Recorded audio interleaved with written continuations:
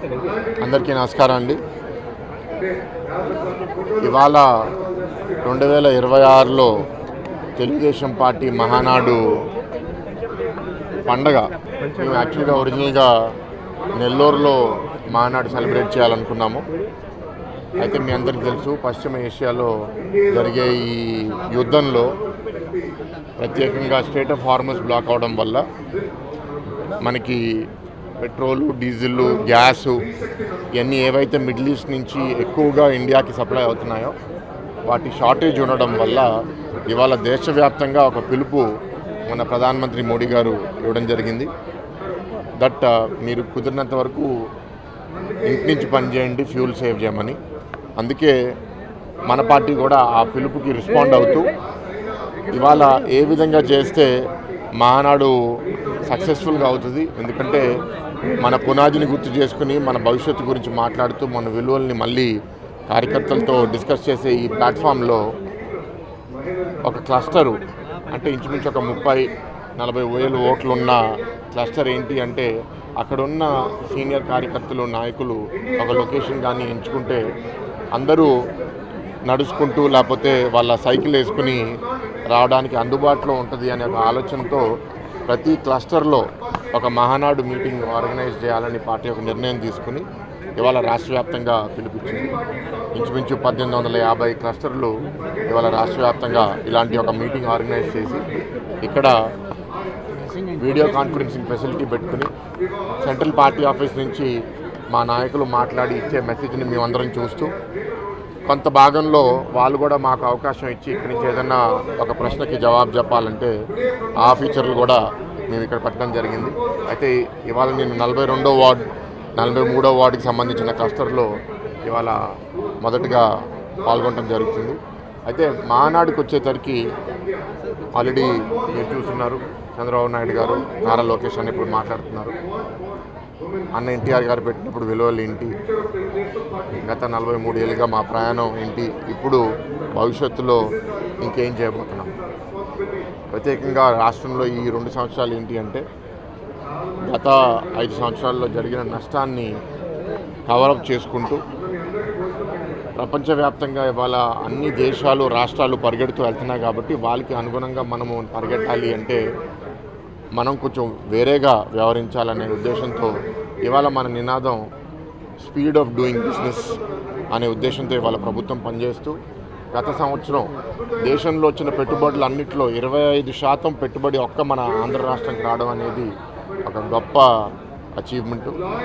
అయితే ఇవాళ కార్యకర్తలు కూడా ఏంటి అంటే ఆనందపడుతున్నారు ఇట్లాంటి ఒక ప్రభుత్వాన్ని మేము తీసుకొచ్చామని.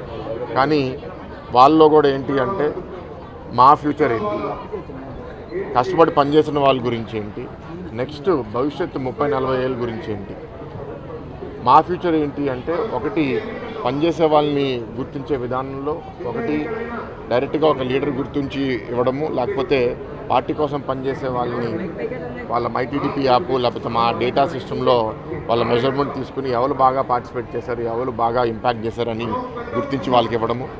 ఎక్కడైనా కొన్ని లోపాలు ఉంటే అది ఫీడ్బ్యాక్ తీసుకుని మెల్లగా కరెక్ట్ చేసుకోవడము. దాని తర్వాత ఫ్యూచర్ కోసం యూత్ని తీసుకొని రావడం. ఎందుకంటే మీరే చూశారు ఇవాళ ఈ సోషల్ మీడియా ఎరాలో ఎంత ఫాస్ట్గా మూవ్మెంట్స్ అవుతున్నాయో, ఎలక్షన్స్ కూడా ఎంత వేరేగా జరుగుతున్నాయో.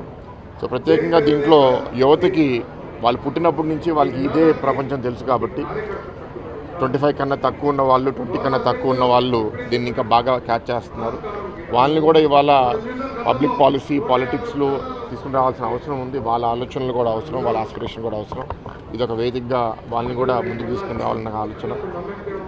భవిష్యత్తులో ఇప్పుడు మహిళా చట్టం కూడా తాత్కాలికంగా మొన్న పార్లమెంట్లో ఆపోజిషన్ వల్ల ఓటమి చెందిన, భవిష్యత్తులో అది తప్పకుండా అమలవుతుంది. పెద్ద ఎత్తున మహిళలు కూడా పార్టీలో కూడా రావాలనే ఒక ఆలోచనతో ముందుకెళ్తున్నాము.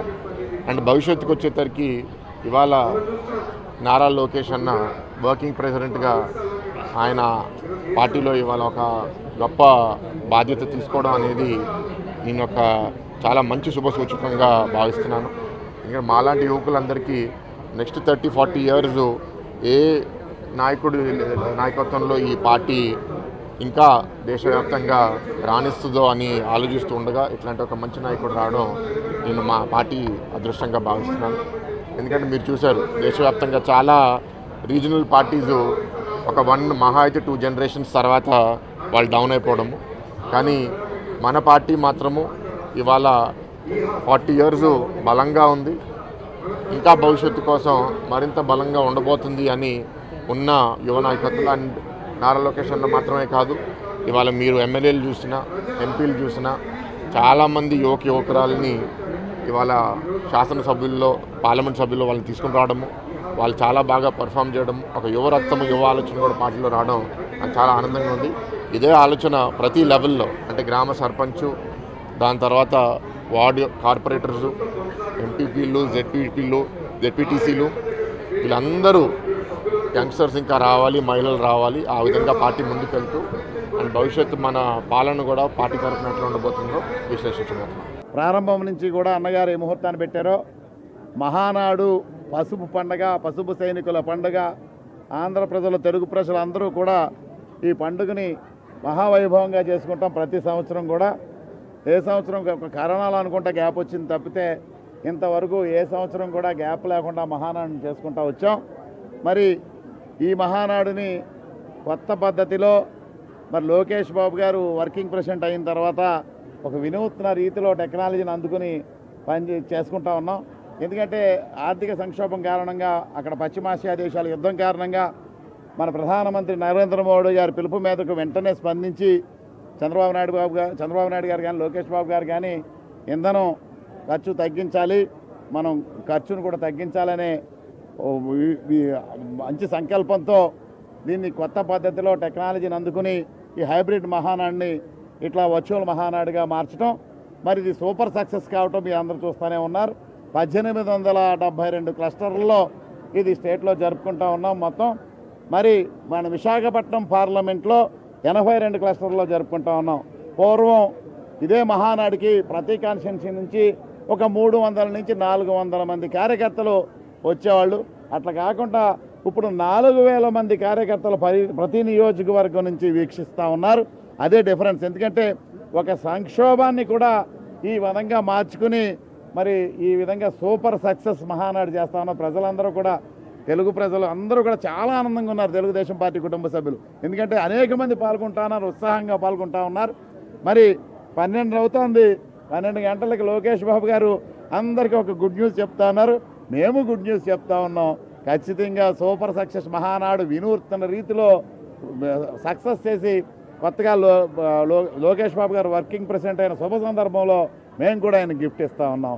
ఈ కార్యక్రమాన్ని విజయవంతం చేసిన తెలుగుదేశం పార్టీ కుటుంబ సభ్యులందరికీ కూడా పేరు పేరున నా హృదయపూర్వక ధన్యవాదాలు తెలియజేసుకుంటాం. అలాగే ఇక్కడికి మన నార్త్ అబ్జర్వర్ కింద లోకేష్ మన మల్లిక్ నాయుడు గారు వచ్చారు కమిటీ. అట్లాగే మన ఇక్కడ జగదీషు మన మోహను ఆధ్వర్యంలో ఈ కార్యక్రమం అత్యద్భుతంగా జరిగింది. రాష్ట్రం అంతా ఈ విధంగానే జరుగుతూ ఉంది. అందరికీ కూడా హృదయపూర్వక ధన్యవాదాలు తెలియజేసుకుంటూ సెలవు తీసుకున్నాను. Thank you.